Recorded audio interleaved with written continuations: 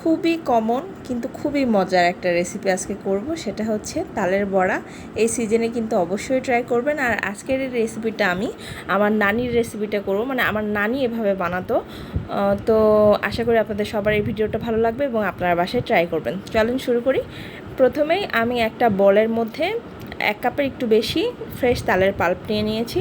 এখন এখানে দিয়ে দিলাম হচ্ছে কলা, পাকা কলা 3টার মতো দিয়েছি।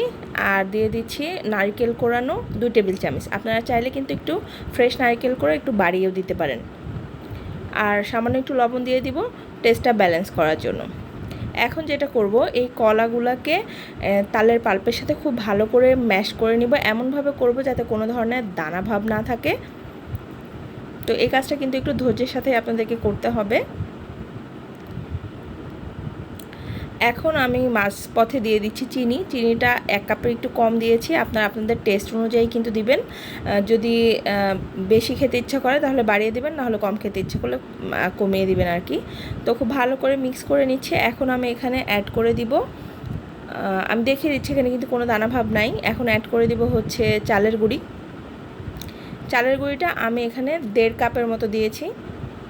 আপনাদের যদি একটু বেশি লাগে তাহলে অ্যাডজাস্ট করে নেবেন। আমি একটু সফট ব্যাটার মানে ডোটা বানাবো, এই কারণে আমি ওইভাবে দিয়েছি। আমার 1.5 কাপের মতো লেগেছে। আপনাদের যদি একটু কম বেশি হয় তাহলে আপনারা অ্যাডজাস্ট করে নেবেন। আর এই ডোয়ের থিকনেসটা আমি দেখিয়ে দিচ্ছি। এই যে দেখেন, এরকম একটু নরম টাইপের হবে। তো এখন আমি চুলায় কিন্তু প্যান বসিয়ে তেল গরম করে নিয়েছি। এখন এখানে দিয়ে দিচ্ছি তালের বড়াগুলো। আর এটা দেওয়াও খুব সহজ, আপনারা ভিডিওতে দেখেই বুঝতে পারছেন। আমি জাস্ট অল্প একটু করে নিয়ে তেলের মধ্যে ছেড়ে দিচ্ছি। আর সাবধানে দিবেন, যাতে তেল যেহেতু গরম থাকে হাতে লেগে যেতে পারে। আর একটা কথা, দেওয়ার সাথে সাথেই কিন্তু এটা মানে নাড়তে যাবেন না, তাহলে কিন্তু ভেঙে যেতে পারে। দেওয়ার 2 মিনিট পরে আপনারা একটু নেড়ে দিবেন, তাহলে দেখবেন যে একটা আরেকটার গা থেকে ছেড়ে যাচ্ছে এবং খুব সুন্দরভাবেই উল্টে পাল্টে দেওয়া যাবে।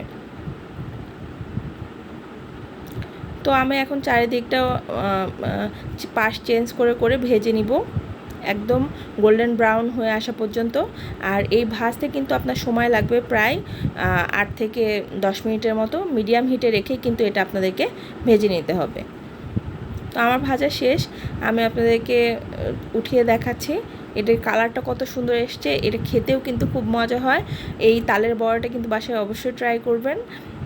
আর যদি এই ভিডিওটা ভালো লাগে তাহলে অবশ্যই একটা লাইক করে দিবেন এবং আমার চ্যানেলটিকে সাবস্ক্রাইব করে দিবেন। যদি ইউটিউব থেকে দেখেন, ফেসবুক থেকে দেখলে কিন্তু অবশ্যই পেজটিকে ফলো করে পাশে থাকবেন। ভালো থাকবেন সবাই, আল্লাহ হাফেজ।